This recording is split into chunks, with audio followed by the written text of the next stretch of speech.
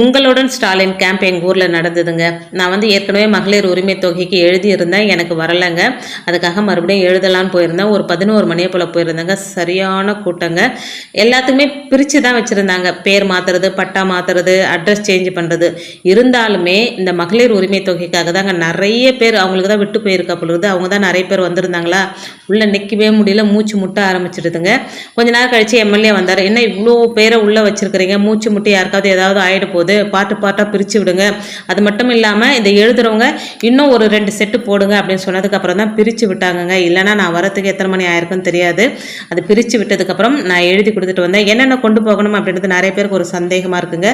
Ration card xerox, Aadhaar card xerox, bank book xerox, சொந்த வீடாக இருந்ததுன்னா இபி கார்டு ஜெராக்ஸு, வாடகை வீடாக இருந்தால் இபி கார்டு தேவையில்லைங்க. நான் அப்ளை பண்ணிட்டேன். எனக்கு வந்து அந்த ஒப்புகை சீட்டும் கொடுத்துட்டாங்க. அதை வந்து பத்திரமா வச்சுக்க சொன்னாங்க. எனக்கு மெசேஜும் வந்துடுச்சுங்க. காசு தான் எப்போ வரும்னு தெரியல.